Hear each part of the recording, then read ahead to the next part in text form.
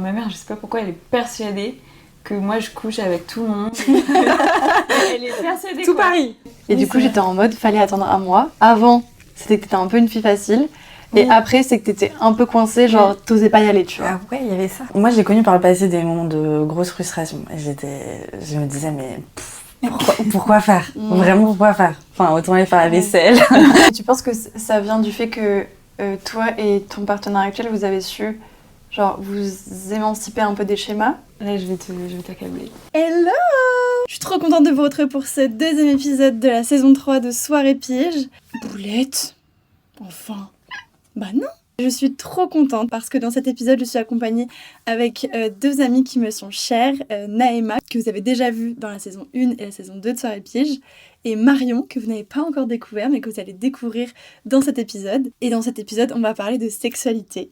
On va parler de la place que la sexualité a dans nos vies, dans nos relations amoureuses, dans notre épanouissement. Voilà, on a beaucoup papoté et du coup cet épisode sera en 2 parties. Donc vous aurez la deuxième partie dimanche prochain. Évidemment, si cet épisode vous plaît, n'hésitez pas à vous abonner pour ne pas rater la suite. Soirée Pige est disponible sur toutes les plateformes d'écoute et également en format vidéo sur YouTube. C'est parti! Allô, ça va? Ça va et toi? Oui, on se fait une soirée pige ce soir? Soirée pige, blablabla, soirée pige, blablabla, soirée pige, blablabla, soirée pige, blablabla. Hello Naé! Hello Laure. Hello Marion! Hello. Merci d'être venue dans cette soirée pige. Naëma est un petit peu la référente en domaine de sexualité. Je crois que je n'ai pas fait d'épisode où on ne parlait pas de sexualité avec toi. Ouais. Donc tu étais Référence invitée d'office en fait, sans... Experte. Oui, docteur sexe, on peut t'appeler. Et Marion, bienvenue, c'est la première fois que tu viens pour Soirée Pige. Trop cool. J'ai hâte que tu profites de cet épisode. Ouais, c'est trop cool. Merci. Du coup, aujourd'hui, on va parler de sexualité. Je voulais savoir, vous, où est-ce que vous en êtes dans votre sexualité? Est-ce que vous avez une sexualité que vous diriez épanouie? Ouais, clairement. Moi non. Je pense pas. Je suis très déçue. Oh! Ouais. On m'a survendu un truc et je suis pas dans... Ah ouais? Ouais. Pourquoi? Parce que je trouve que c'est très redondant, c'est un peu toujours pareil.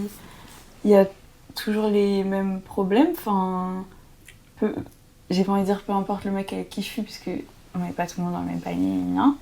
Mais il y a quand même des dynamiques qui reviennent. Je trouve ça chiant, répétitif. Oui, à chaque fois tu te dis ah non. Encore. Ouais. Mais c'est marrant parce que pour le coup, c'est plus un truc où tu peux, une espèce de routine que tu peux avoir quand t'es en couple. Et ouais, Mais je suis pas en couple. Et tu as quand même cette routine. J'ai quand même cette routine. Après, j'ai ma part de responsabilité dedans. Moi, je serais à la recherche de quelque chose de ultra intuitif, tu vois, mais qui est spontané et pas... Oui, enfin vraiment, on fait en juste écoutant nos corps et pas du tout avec des idées préconçues de ça marche, ça marche pas. Oui. Là, c'est le moment de faire ça. Après, on peut jamais vraiment s'en émanciper complètement. Mais c'est clair que c'est très dur et que surtout, il faut vraiment être avec une personne qui est totalement dans cette dynamique.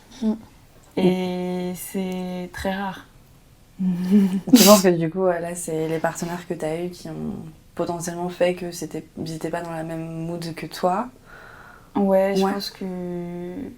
Oui, il y a un peu des partenaires, il y a un peu de... Moi aussi, parce que moi j'arrive avec mes blocages, mes trucs qui font que je pense que c'est rassurant pour eux de se dire ok, on va faire ABCD, tu vois, 1, 2, 3, 4. Entrée, plat, dessert. Et ouais, comme il se doit. Mais je sais pas, il y a franchement... Ouais, je vois. Tu vois. Et du coup, toi aussi t'as ce genre de schéma ou pas? Moi, j'ai connu par le passé des moments de grosse frustration. Et je me disais, mais pourquoi faire? Vraiment, pourquoi faire? Enfin, autant aller faire la vaisselle. Pourtant, un truc pratique. Non, mais là, ces derniers temps, je me sens tellement épanouie et je me dis que parfois le temps il fait les choses et que c'est pas genre en un claquement de doigts que tout arrive. Donc, je sais pas, j'ai pas de conseil mis à part la patience. Ouais. Mais tu penses que ça vient du fait que toi et ton partenaire actuel, vous avez su genre vous émanciper un peu des schémas? Ou est-ce que c'est juste votre communion qui fonctionne plus que d'habitude? Un peu des deux. Réponse bateau, mais un peu des deux. Non, mais ouais. Et après, je pense qu'on... Pour le coup, c'est un peu des sujets, moi, un peu comme vous, j'imagine, où je me suis beaucoup questionnée sur ma place, sur comment je me positionnais par rapport à ça, ce que j'y donnais, ce que je voulais recevoir, si j'avais des attentes ou pas.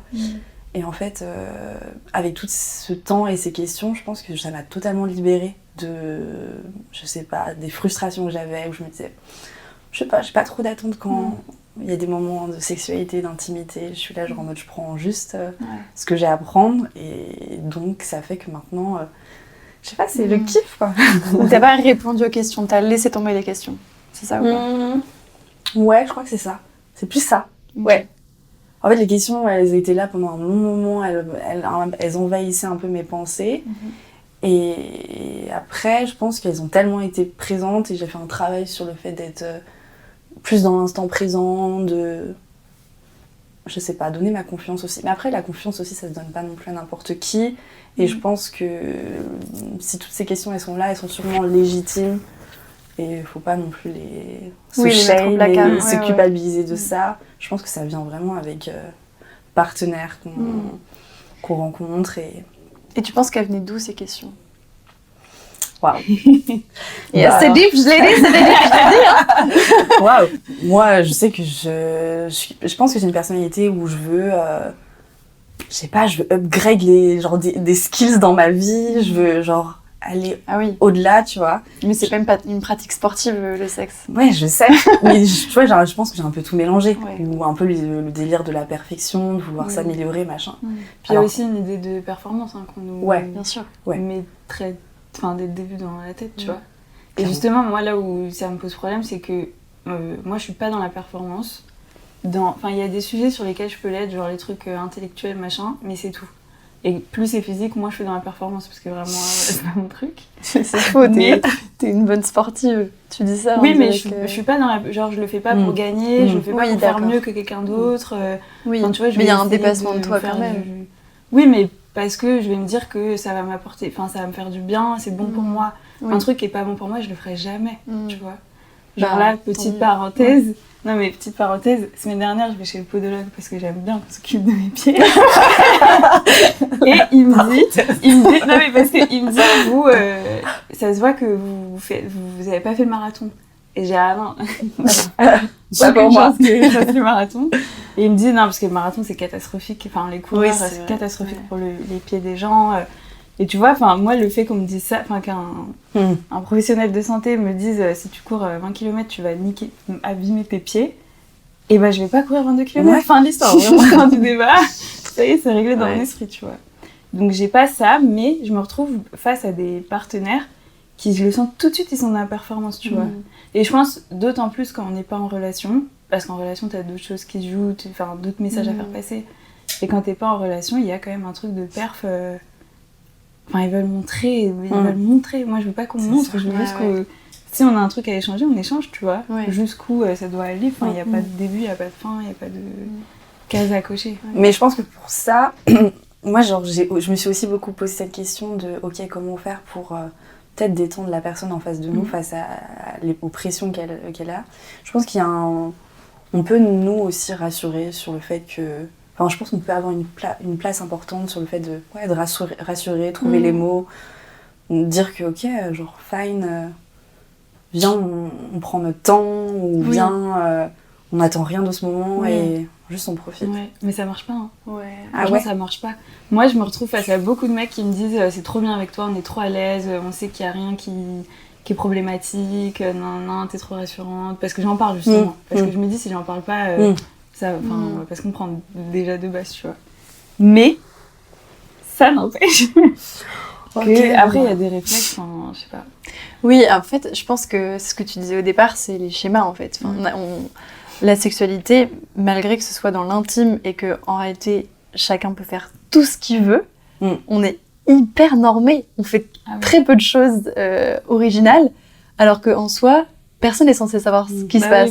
Genre, on devrait faire des dingueries, tu vois. Et je me dis, tu vois, quand tu sais que t'es un peu frustrée dans ta sexualité, genre, même si j'ai connu des partenaires avec qui ça se passait très bien, etc., j'ai l'impression d'être... Bah, on en parlait dans un des épisodes justement de la saison 1, où genre on a goûté une toute petite part du gâteau, quoi. J'ai l'impression qu'il y a plein de trucs qui sont genre hyper mystifiés, que du coup on s'autorise pas à faire, on s'autorise pas à tester. Comme si, genre, il y avait des gens qui allaient porter un avis dessus, alors que c'est genre, pas nous tout seuls, mais quand même nous dans notre intimité. Ouais. Et à partir du moment où t'es en intimité avec quelqu'un, tu devrais être assez à l'aise pour faire d'autres choses. Moi, je dis ça, je ne fais pas du tout. Hein. Oui. Mais Non, mais j'aimerais, on tu se vois, en cantonne arriver là. facilement, c'est clair. Mais aussi, c'est dur parce qu'on est deux. Oui. Donc, à partir du moment où t'es deux, parce que tout seul, tu peux te déterre, tu vois. Mais quand t'es avec une autre personne, faut soit elle est vraiment sur la même longueur d'onde que toi, et là, incroyable, tu vois. Soit il faut convaincre. Et c'est D'arguments. compliqué, tu vois. Mais même Sachant toute que moi, seule- j'ai pas envie qu'on vienne me convaincre. Enfin, Oui, je vois. Oui, après, ça peut être intéressant de proposer, tu vois, au-delà de convaincre. oui. Ça peut juste être proposer l'idée sans ramener tous les arguments qui vont avec, tu vois. Je sais, j'ai pensé à ça, et après, tu réfléchis comme tu veux, tu vois. Mais après, tu te dis, genre, toute seule, c'est plus facile d'explorer. Est-ce que vous avez l'impression d'explorer des choses toute seule? Ah ouais, moi toute seule, c'est super. Ah ouais? Ouais. Mais super original ou... Bah, justement, ce qu'on se disait dans le premier épisode qu'on avait fait, on parlait de masturbation et tout. Je disais que j'en avais un peu marre parce que j'avais arrêté le porno, parce que je m'ennuyais, parce que c'était trop mécanique. Et que voilà, tu vois. Mais du coup, je suis toujours dans la recherche de retrouver mes sensations. Et c'est facile, enfin, il suffit que je me dise, bah non, mais là, ça m'a saoulée 2 fois de suite. Bah, la 3e, je peux pas faire ça du coup. Tu vois. Alors que quand t'es avec quelqu'un, déjà, c'est pas évident de lui dire ça me saoule. Et en plus, t'as beau lui dire 2 fois de suite, puis lui aussi, enfin, faut qu'il comprenne, qu'il essaye, tu vois, ça marche pas forcément. Oui, c'est pas une remise en question entière sur ta personnalité. Oui, parce ça que- veut pas dire genre t'es nul ou je suis nulle ou on est nul. Il y a tellement d'ego là-dedans. Mais il y a beaucoup d'ego. Il y a C'est beaucoup dur. d'ego. C'est dur. Ouais. C'est drôle parce que moi, sur la sexualité seule, genre, j'ai eu aussi une période où je l'explorais, je trouvais ça cool. Et en fait, finalement, mais dans la continuité des choses sur lesquelles j'étais en train de réfléchir, et après aussi les rencontres que j'ai faites, je me suis dit, ah, c'est aussi genre méga cool de pouvoir donner toute cette part de non-contrôle, du coup, à une personne. Et en fait, moi, ça m'a aidée parce que j'étais pas suffisamment dans le lâcher-prise de ma vie. Et donc, en fait, ça... Je sais pas comment dire, mais c'est un peu... La sexualité, ça fait partie des choses qui m'ont aidée dans mon cheminement de lâcher-prise. Et du coup, pour ça qu'aujourd'hui, quand je suis seule, limite, je suis là genre en mode... I know, genre je connais la mécanique, ça me saoule, genre... Enfin, Ouais. voilà. Ah, mais enfin, ouais. Pour le coup, je suis moins dans l'expérimentation à plusieurs. Mais toute seule, j'ai l'impression que j'ai trouvé ce qui fonctionnait. Et bah, pourquoi aller chercher ailleurs, quoi. Ouais. Alors que... On va faire ça jusqu'à la fin de notre vie. C'est ce qu'on disait la dernière fois, mais ça dépend de ce que tu veux. Tu vois, si toi, t'as envie d'arriver à tes fins, vite et bien, et tu peux faire, non mais bah, très bien. Enfin, y a pas de mal. T'es pas obligé d'aller dans l'expérimentation à chaque fois. Ouais. Alors que moi, j'étais arrivée au point où justement ça me saoulait. Parce que pendant longtemps, ça a été ça et j'étais très bien avec ça. Tu vois, je me disais, j'ai 2 minutes, C'est hop, pire. ça ira beaucoup mieux après, tu Ouais. vois. Et que, bon, bah, il y a un moment, ça m'a fatiguée, donc j'ai décidé de faire autre chose, tu vois. Mais bon, tant que ça marche, il n'y a pas de mal non plus. Oui, enfin. non, c'est sûr. Clairement. C'est sûr. Et vous pensez que ces schémas dont on parle, ils viennent d'où? Bah, on sait très bien d'où ils viennent, Oui. finalement. Pavé dans la mare. Bah, je sais pas. Bah, ils Parce viennent oui, on des peut dire- effets de groupe, de la Ok. pornographie. Parce que les moi, je trouve influences qu'il y a, que même avant de connaître le porno, j'avais déjà une vie sexuelle et j'avais déjà ce schéma en tête de préliminaire, pénétration, éjaculation, dodo. Oui, mais parce que Tu tu vois, as été dans même dans les séries des aussi. groupes. Oui, Ouais. puis tu as été dans des groupes de gens qui avaient vu du porno et qui avaient cette Oui, idée je de pense. ce schéma et donc on se le transmet. Hein. C'est Tu ça. vois, Ouais, c'est et pas les nous films tout aussi, seuls, je trouve. Oui, bah bien oui, sûr, et dans c'est les sûr. films. Alors maintenant, c'est un peu. Enfin, ils essayent Moins de qu'avant, changer, je pense. ouais. Ouais. Mais c'est vrai que nous, les films avec lesquels on a Ah, grandi, puis c'est vraiment, truc il y a- bestial, quoi. Tout le temps, ils arrivent, ils se chopent dans l'escalier, déjà, ils sont à peine arrivés. Ça m'est jamais arrivé. Les ça. mecs Ah qui finissent là. et fin de... J'aimerais, j'ai des étages. Vraiment, on est essoufflé avant d'arriver. Mais pas pour les bonnes raisons. Bah nous. Et ouais, donc vous pensez que ces schémas, ils viennent de la pornographie Ouais. et de la culture populaire, en fait. Oui, bah ouais. Tout ce qu'on consomme en fait. Tous nos liens qu'on Mm. échange, etc. Enfin, c'est là, c'est entre nous, ça se propage, etc. Mais après, je pense qu'il y a enfin, depuis pas mal de temps, il y a beaucoup de paroles qui se libèrent sur ça. Et je pense que ça... il y a ceux qui voudront l'écouter et ceux qui voudront toujours suivre un peu ces petits dictates et quoi. Je pense que ça va un peu faire deux teams. Mm. Chacun doit rejoindre un peu sa team qu'il a envie de... Ouais, c'est vrai. Mm. Et j'aimerais bien discuter avec une personne de la deuxième team qui a exploré des choses et tout. J'ai l'impression que c'est un peu la vie sexuelle, genre jusqu'à... Enfin, dans la vingtaine, c'est peu dans l'expérimentation et genre beaucoup dans le performance ou se rassurer, se découvrir un peu et tout.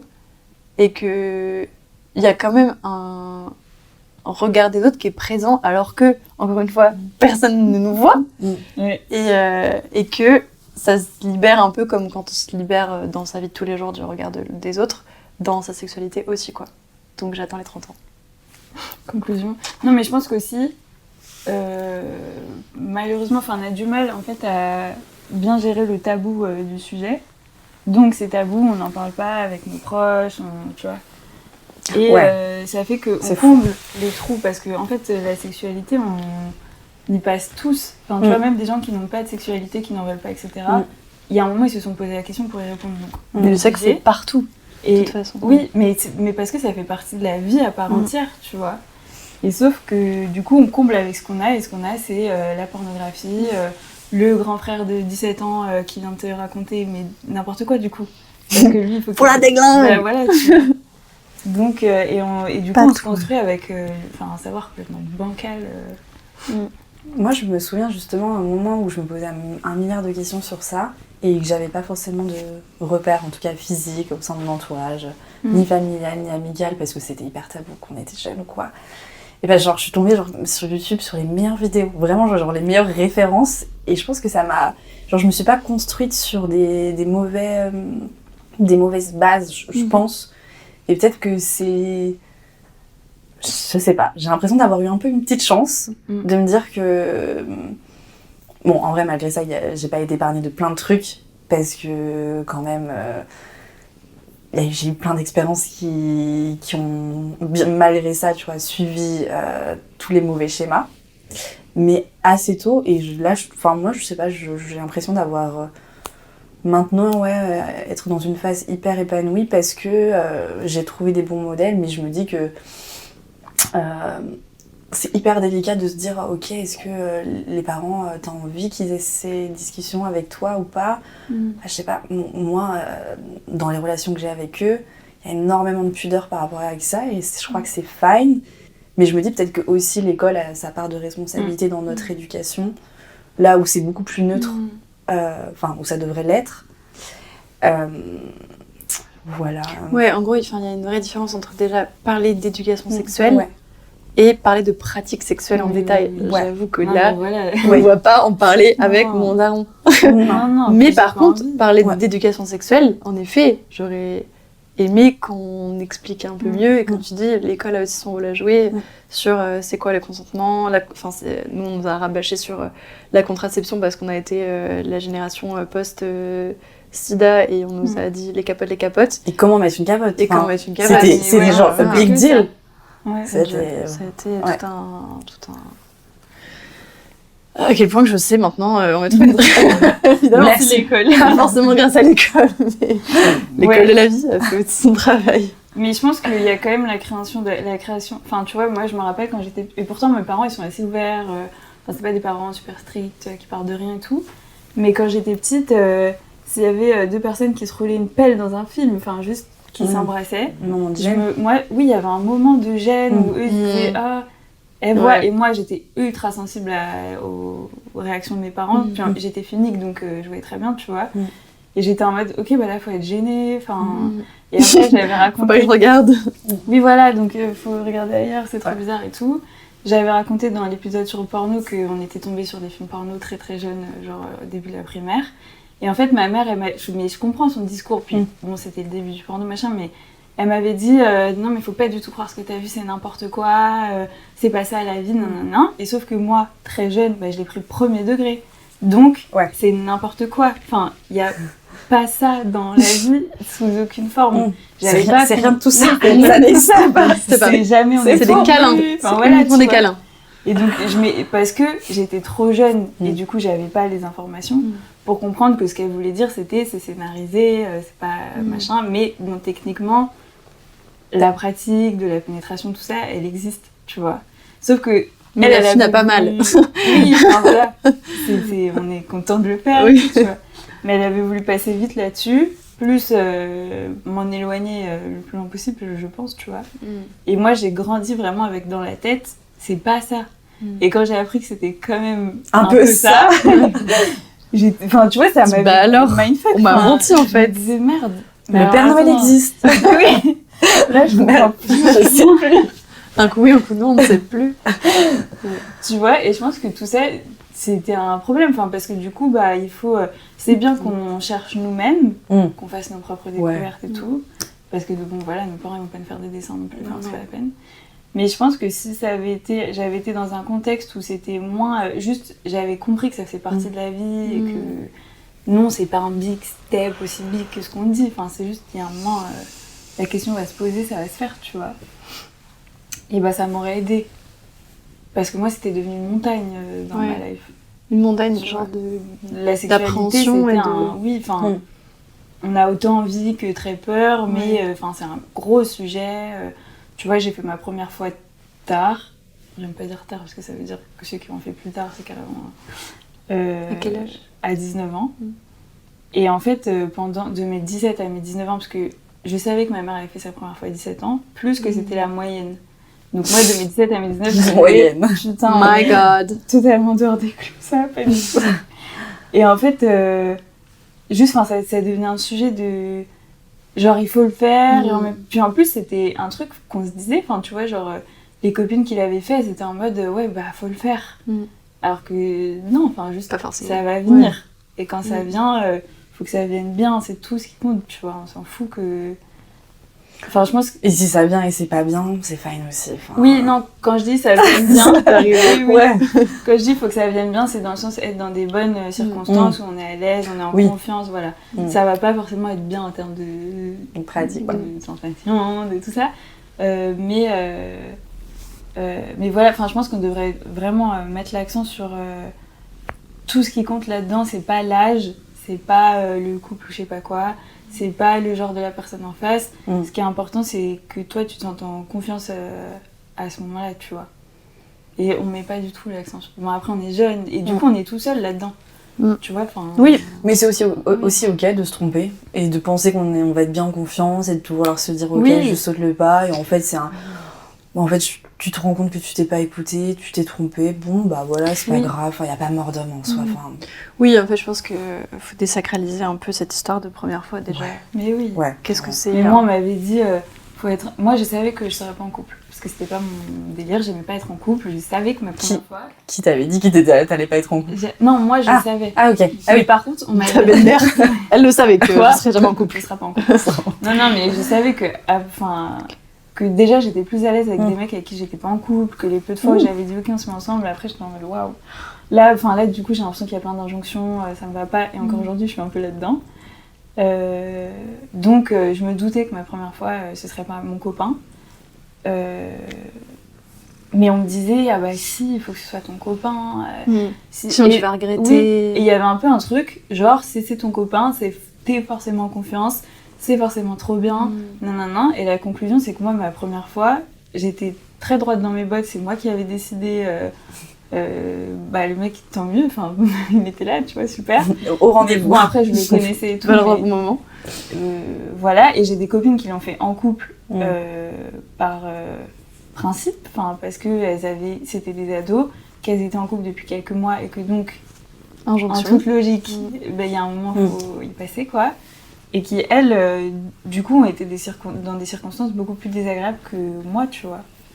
Parce qu'en fait, qu'elles ont quand même vécu une partie de pression et de Oui, c'était totalement d'injonction à aller le l'impression. raconter parce que les gens Oui. attendaient d'elles qu'il se Et passe ça. C'est genre, il faut le faire. Et je me rappelle qu'on faisait des commentaires, genre à des meufs ou des mecs, qui étaient en couple depuis quelques mois. Genre, ah, mais. Enfin, vous l'avez toujours pas fait, tu vois. Et ça, c'est un truc qui dure longtemps. Parce que moi, j'ai un de mes ex avec qui je m'étais mise en couple à 22 ans. Donc là, j'avais déjà une vie sexuelle, enfin, fin de mes 21 ans. On avait une vie sexuelle tous les deux et tout, machin. Et parce que dans ma relation précédente, tout s'était pas très bien passé, je lui avais dit, je veux pas qu'on couche ensemble dès le début. Si ça doit prendre du temps, ça va prendre du temps. Mais je veux pas que notre relation, elle soit basée sur ça. Enfin, qu'elle parte de ça. Donc, ça va prendre du temps. Et ça a vraiment pris du temps, parce que ça a pris 3 mois. Et en fait, même lui qui était ultra ok, que je connaissais depuis longtemps, qui est un mec très ouvert, enfin très... il fait attention, machin. Il y avait des moments, il me disait, ouais, bah mes potes, quand même, ils me demandent genre, bah pourquoi vous avez toujours pas couché ensemble et tout. Et moi, ça me rendait ouf. J'étais en mode, mais attendez, j'ai 21 ans. Tu parles de mon intimité. Ouais, en plus, ça te concerne à quel moment. Ouais. Enfin, si je veux mettre 2 ans avant de coucher avec la personne, je mets 2 ans avant de coucher Bien sûr. avec la personne. Bien tu sûr vois. que oui. Mais c'est vrai que je me rappelle de ça. Genre, j'avais un mec, du coup, j'avais quand même plus de 19 ans. Et je me rappelle, il y avait ce truc où, en gros, le bon moment pour coucher la première fois avec ton mec, à cet âge-là, de ce qu'on me disait autour de moi, c'était d'attendre 1 mois. Ouais. Et Oui, du coup, c'est j'étais en mode, fallait attendre 1 mois. Avant, c'était que t'étais un peu une fille facile. Et après, c'est que t'étais un peu coincée, genre, t'osais pas y aller, tu vois. Ah ouais, il y avait ça. Je me souviens Ouais, plus. moi, C'est en tout vrai. cas, moi j'avais ça dans mon. Ouais. Et du coup, je voulais vraiment tomber pitié. Il y avait vraiment une frontière très fine entre t'es prude et La t'es 24 heures. facile. Donc je tombais pile dedans, quoi. Mais Bah, ouais. ridicule as fuck. Enfin, Non, mais- est-ce que ça intéresse la vie sexuelle que t'as avec ton mec ou avec quelqu'un Oui. d'autre? Puis en plus, même pour toi, il n'y a pas de...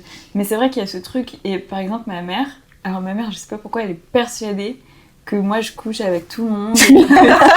Elle est persuadée, Tout quoi. Paris. Dès que je lui parle d'un mec, elle est en mode, mais c'est bon, calme-toi. Alors qu'encore une fois, elle est ouverte et tout. Enfin, mais sur ça, je me dis, franchement, t'es une bourgeoise réac. Genre, il y a peu de sujets sur lesquels c'est le cas, mais celui-là, je sais pas pourquoi il est resté keblo. Et genre, tout le temps, dès que je lui dis que j'ai rencontré un mec, elle me dit ah, mais c'est bien si t'attends, parce que genre, quand t'attends, ça envoie un autre message de on n'est pas là que pour un coup d'un soir, gna. Et moi, je suis quand même d'avis que. Faut s'écouter. Oui, enfin, il y a un truc naturel, quoi, Mm. tu vois.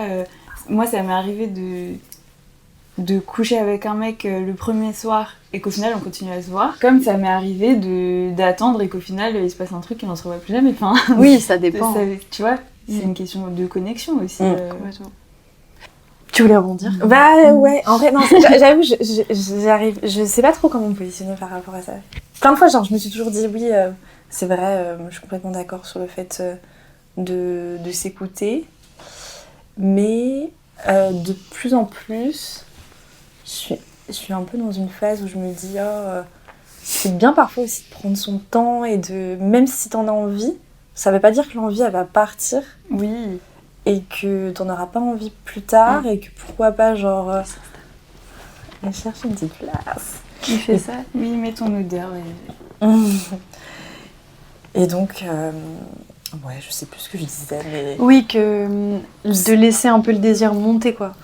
Oui, pas forcément laisser le désir monter, mais peut-être me dire que ce qui est là va pas forcément partir. Ouais. C'est pas forcément quelque chose d'éphémère. Peut-être aussi un peu, il y a un truc de vouloir y croire, et en fait, des fois, de me dire, ok, en fait, j'en ai méga envie, mais peut-être prenons le temps, et ça peut être cool aussi. C'est vrai. Mais moi, j'adore attendre. Hein. J'adore. Enfin, surtout, pour te dire que tu vas attendre, c'est que tu sais que cette personne, tu vas la revoir, donc tu peux te permettre, tu vois. Alors qu'il y a des fois où, typiquement, enfin, j'ai revu des mecs que je pensais pas du tout revoir, que j'étais en vacances, on a Bah, passé là, une trop bonne là, faut y soirée, aller. et je me suis dit, allez, go, parce que la soirée fait que trop bien. Et au final, on s'est revus, mais c'était pas prévu. Mais c'est vrai que quand je sais que je peux revoir la personne, parce qu'on habite dans la même ville, parce qu'on s'est vu qu'on s'est bien entendu, parce que les circonstances font que, il y a des chances. Et bah là, j'aime bien attendre, tu vois, prendre mon temps, mais enfin voilà, je considère que, contrairement à ma mère, qu'il n'y a pas une règle absolument stricte de... Ouais. Mais j'avoue que j'ai un avis assez partagé et je pense que toutes les 2 semaines, je change d'avis sur ce truc de... en fonction du signal que t'envoies. Ouais, Genre, mais c'est ça que je voulais dire aussi. En fait, moi, je suis à fond dans ce truc de fais ce qui te plaît, écoute ce que t'as envie de machin. Mais en réalité, j'ai l'impression que si je m'écoute, bah, on ken le premier soir. Et de ken avec le premier soir, ça envoie pas trop un signal en mode je veux un truc sérieux, posé, machin. Et après, il y a le contre-argument qui dit parce que je change d'avis toutes les 2 semaines, donc j'ai des contre-arguments également. Et il y a ce contre-argument qui dit que si vraiment cette personne-là, elle t'apprécie et qu'elle aime ce qu'elle a vu, peu importe si tu as couché avec elle le premier soir ou pas. Voilà, c'est ça le contre-argument. Oui. Et du coup, je ne sais pas quoi penser. Non, mais je suis d'accord. Je pense que c'est... Mais après, là, je vais t'accabler. Mais... M'accabler. Je vais t'accabler. Allons-y. En fait, justement, je pense que il y a des fois où toi, tu vas être dans... Ah oui, Non, mais personnellement. c'est vrai. Oui, toi alors, Brielle. Non, mais tu vois, tu vas être dans le truc en mode... allons-y gaiement, genre, le premier soir. Parce que ça va me prouver que le mec me kiffe. Et pas parce que t'es... Enfin... Bon, je vais être obligée de parler de mes expériences, j'aime pas faire ça, mais tu vois, il y a... Donc la dernière fois qu'on a été en boîte de nuit, je suis rentrée avec un garçon. En boîte de En boîte de night. Parce que j'ai flashé sur lui dans la boîte. Et à la base, je m'étais dit, non, on va pas... Enfin, je vais pas forcément rentrer avec lui. En plus, c'est un truc que je fais pas trop, enfin, surtout à Paris, ça m'arrive... J'ai jamais ramené un mec chez moi. Et je pense que même c'était la première fois que j'allais chez un mec à Paris. Après une boîte de nuit. Et en fait, j'étais avec Laure, et Laure me dit... Lui, il était avec un Vous étiez copain. tous les 3. Mais lui, il était avec un copain. On était Attendez, quatre. on était 4. Non, on était 4. Et Laure me dit, ah bah si eux, ils rentrent ensemble, moi, je veux bien faire after. Et du coup, je me dis, bon, On est plus sur le même programme là. si Laure se Je comprends chauffe... plus là. Non, mais je me dis, Ça va pas, c'est ça. si Laure se chauffe à aller chez lui, alors ok pour l'after. Et après, du coup, une fois que je suis là-bas, je verrai, tu vois. Ok, plus rassurant. Oui, Plus enfin, safe. du coup, j'étais en mode, là, on est dans un... Enfin, on reste dans le délire soirée, c'est pas je rentre avec toi Oui. on sait pourquoi, parce que bah, je viens chez toi, donc voilà, tu vois.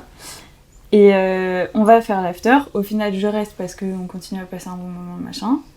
Je reste, donc Je sais pas où c'est cette histoire. Enfin, j'ai peur. il se passe des choses. Non, mais il se passe des choses. Et moi, dans mon esprit, enfin, je m'étais dit, comme je reste, s'il se passe des trucs, parce que je suis quand même très... si je veux pas, je veux pas. Enfin, tu vois, je veux pas risquer de... Mais s'il se passe des trucs, il se passe des trucs. Et après, si je dois plus le revoir, et que c'était juste cette nuit, et bah ok. Parce que la nuit était trop cool et que j'ai passé un trop bon moment. Et donc, ça me va, tu vois. Et donc, j'avais accepté que potentiellement, ça allait effectivement être un coup d'un soir. Je sais où tu vas. Et tu vois, et toi, tu vas être plus facilement parfois dans des trucs où tu vas te dire, ok, je fais le coup d'un soir, mais je veux le revoir après. Bah oui. Et oui, mais c'est là où peut y avoir un signal Oui. brouillé, Oui. qu'on sait plus en fait ce que tu veux, tu vois. Parce que moi, je pense que si je m'étais dit, par exemple, avec mon ex, c'était ce qui s'était passé, là, on s'était rencontrés en soirée, machin, on avait dormi ensemble. Mais comme je m'étais dit, je veux le revoir, et ben il s'était rien passé. Parce que je m'étais dit, non, je vais le revoir, justement, j'ai le temps, donc je vais prendre le temps. Et voilà, c'est la fin de cet épisode. J'espère de tout cœur qu'il vous aura plu, que peut-être vous serez retrouvés dans ce qu'on a dit. J'ai hâte de vous partager la partie 2 qui sort dimanche prochain. N'hésitez pas à vous abonner pour ne pas rater la sortie de l'épisode. Et d'ici là, on se retrouve sur Instagram et sur TikTok. À très bientôt. Ciao, ciao!